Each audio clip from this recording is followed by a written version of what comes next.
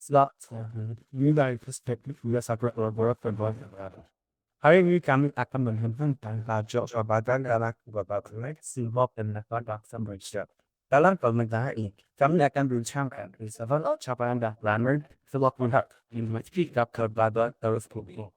Perbedaan ditariskan sebagai hubungan erat atau bersifat toleransi yang diwujudkan secara sengaja dalam kalangan kaum dan etnik yang berbeza untuk mencapai maklumat bersama secara jujur dan ikhlas. Kepentingan perbedaan adalah untuk mengekalkan keharmonian dan kesejahteraan negara yang ditekankan oleh YAP Perdana Menteri dalam ucapan Hari Malaysia 2023. Seperti beliau berkata, Tuhan jadikan perbezaan itu untuk dita'arafu, kenal dan hormat di antara satu sama lain. Kerajaan telah mengusahakan program dan data menopang semangat perbedaan dalam kalangan masyarakat. Pada November 2024, Majlis Perundingan Pertubuhan Islam Malaysia (MAPIM) telah melancarkan program jenazah peduli umur selama 4 hari di Kampung Kota dan Kampung Tobolo Johor. Program ini diadakan adalah untuk memperkukuh ikatan komuniti antara masyarakat bandar dan penduduk orang asli melalui aktiviti kemasyarakatan, bantuan dan sokongan baru.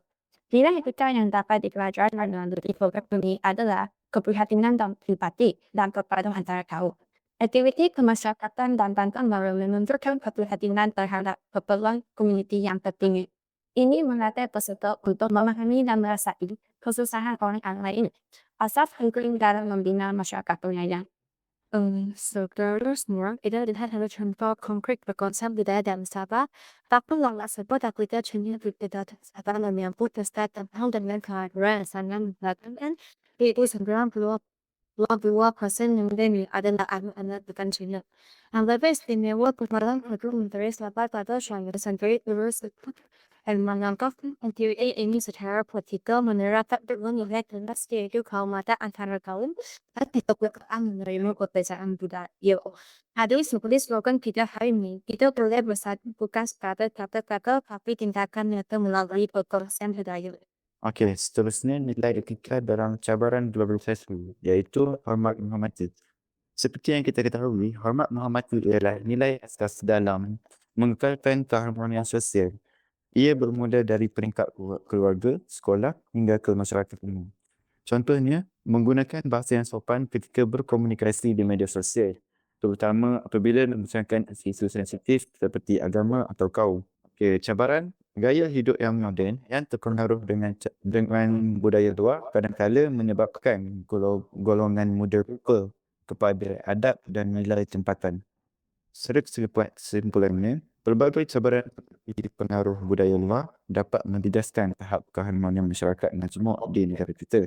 Justru, penerapan nilai etika dan perpaduan iaitu saling menghormati perlu diperkukuhkan. Semua pihak termasuk keluarga, sekolah, media massa dan kerajaan perlu berganding bahu membina jati diri rakyat yang berakhlak dan bersatu padu. Kerana beliau adalah tulang belakang pertahanan negara. Melalui program pada 4.0 yang dilanjut oleh KBS, 10 lebih beliau telah dilantik sebagai ejen jabatan untuk menangani isu seperti insiden buli sekolah yang viral baru-baru ini. Selain itu, penglibatan dalam program seperti Chit-Chat beliau dapat meningkatkan pemahaman antara kaum, menjadi titik perbatasan di media sosial dan membentuk aktiviti komuniti yang inklusif. Marilah bersama-sama membina Malaysia yang lebih bersatu padu. Jadi dalam nilai yang hidup di negara ialah kejujuran dan keikhlasan dalam menggunakan dengan masyarakat komuniti. Yaitu tanpa kejujuran dan keikhlasan, hubungan antara kaum mudah tercemar oleh prejudice dan kepura-puraan. Contohnya, semasa banjir besar di Negara Timur, rakyat berbagai kaum termasuk NGO Cina dan India turun pandai membantu masa tanpa mengira kaum agama. Jadi dalam grup menurut orang Indonesia ialah seperti Islam udah itu Kristian yang mengajar kejujuran sebagai nilai asas yang ada dalam manusia. Dalam Islam tentunya ikhlasan disebut sebagai syarat utama untuk seseorang itu. Sebagai penutup, perbedaan bukan hanya teknologi, tetapi tanggung jawab bersama. Jika kita terus hormat bekerjasama dan kebaikan kepada Malaysia akan tetap aman dan bersatu. Sekian terima kasih.